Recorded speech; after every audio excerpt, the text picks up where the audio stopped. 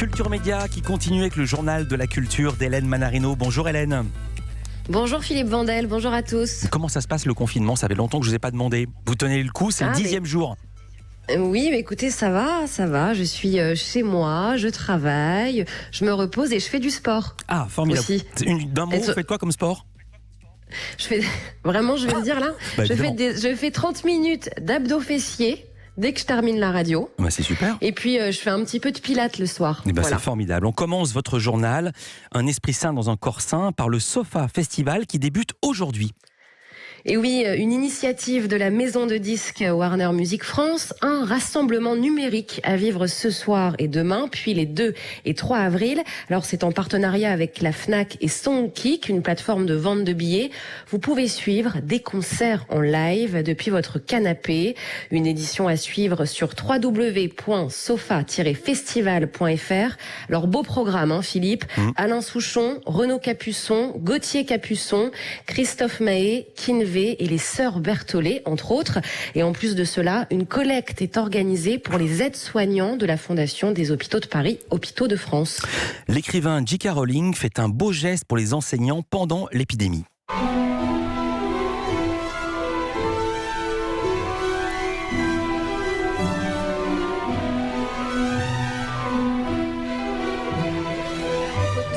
A décidé d'offrir un accès libre aux professeurs du monde entier pour lire toutes les aventures du sorcier à leurs élèves actuellement en confinement. Elle a donc assoupli les autorisations de droit d'auteur jusqu'à la fin de l'année scolaire. J.K. Rowling a créé donc le hashtag Harry Potter at home, donc Harry Potter à la maison, évidemment. Alors les enseignants sont autorisés à publier des vidéos d'eux-mêmes en lisant, mais uniquement sur les réseaux sécurisés de l'école ou les plateformes éducatives fermées. L'ensemble des consignes sont rédigées sur le site de J.K. Rowling. Et puis pour lever des fonds pendant l'épidémie, Lionel Richie pourrait sortir une nouvelle version de son tube planétaire Humanitaire.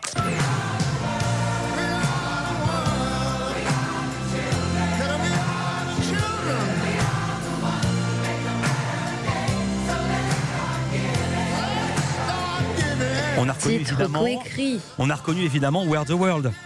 Évidemment, titre coécrit avec Michael Jackson en 1985 pour venir en aide au continent africain touché par la famine. Cet hymne fête ses 35 ans. 35 ans déjà. Alors, Lionel Richie a accordé une interview au magazine People. Il a affirmé qu'il réfléchissait à ressortir le titre. Le chanteur a déclaré: ce qui est arrivé en Chine, en Europe, c'est arrivé aux États-Unis. Alors, si on ne sauve pas nos frères là-bas, il reviendra à la maison. Cela nous concerne tous.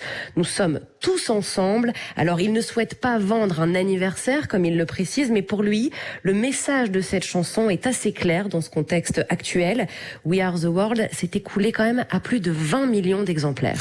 Thomas Joly revient en France. Le directeur du Centre dramatique national d'Angers, le Quai, invite le théâtre au balcon. Le théâtre qui a dû également fermer ses portes. Thomas Joly est évidemment confiné chez lui. Alors il a décidé d'offrir 8 minutes de théâtre à son propre balcon. Il a choisi l'une des scènes de son balcon chez lui. C'est évidemment. Génial, c'est génial. Et puis il a choisi la scène du balcon de Roméo et Juliette. Vous savez, le célèbre monologue de Roméo. Alors, une banderole a été mise à 18h30 pour un rendez-vous donné à 20h30. Petit à petit, alors les voisins sont apparus à la fenêtre, à leur balcon. Les livreurs et chauffeurs privés se sont arrêtés. Il a terminé vraiment sous des applaudissements. Thomas Joly pense donner rendez-vous une fois par semaine à ses voisins avec cette initiative. Théâtre au balcon, tout simplement. Et c'est 14 rue de la Forge, son adresse perso à Angers. Non, je dis n'importe quoi. Le Palais des Festivals... Je peux vous la donner. Non, il y aura trop de monde. Le Palais des Festivals à Cannes ouvre ses portes pendant le coronavirus. Et pour une raison très précise, Philippe, le palais se transforme en centre d'accueil pour les sans domicile fixe depuis quelques jours. Alors ils sont actuellement 80. Il y a des lits fournis par la protection civile, des boissons, des biscuits, la télévision, une zone extérieure aussi pas très loin de la mer. Il y a des agents de sécurité présents 24 heures sur 24 et les locaux sont désinfectés 2 fois par jour pour que toutes les règles sanitaires obligatoires pendant cette épidémie soient respectées. La fin d'un suspense, mais peut-être pas la fin d'une polémique. L'autobiographie de Woody Allen sera bien publiée en France par les éditions Stock. Ce livre s'intitule « Soit dit en passant » pour le titre français. Alors, autobiographie personnelle et professionnelle du cinéaste. Elle sera publiée le 13 mai, donc en France. Mais ce livre a failli ne jamais voir le jour. Alors, on va reprendre le fil de cette histoire un petit peu complexe quand même. Ce livre devait tout d'abord sortir aux États-Unis chez un éditeur qui appartient au groupe Hachette, Grand Central Publishing.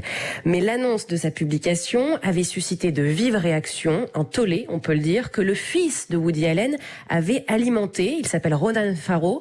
Alors en effet, Ronan Farrow reprochait à Grand Central Publishing et donc à Hachette de ne pas avoir pris en compte les accusations d'agression sexuelle qui visent son père.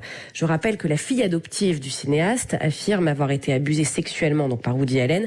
Ce dernier a toujours réfuté les faits. Alors suite à cette polémique, Hachette a fini par renoncer à publier l'autobiographie aux États-Unis. Il sortira sous une autre maison d'édition. Mais en France, les éditions Stock appartenant au groupe Hachette ont décidé, eux, de maintenir la publication. La direction des éditions Stock déclare, je cite, « Woody Allen est pour nous un grand artiste du siècle, un grand cinéaste, un véritable écrivain. Au-delà du cinéma, c'est une vision de l'existence, une vision drôle, de constante remise en cause de soi-même, une vision de l'absurdité de la vie et aussi de la mort. » Merci Hélène Manarino, c'est parti pour le Pilate et nous on vous retrouve demain. Culture Média Abdo Fessier d'abord. Abdo Fessier. Culture Média qui continue dans un instant avec l'humoriste Harry Habitant. Lui c'est pas des abdos fessiers qu'il fait, c'est plutôt du levage de coude. Chaque soir à 19h, il donne rendez-vous sur Instagram depuis son salon pour un apéro géant. À tout de suite.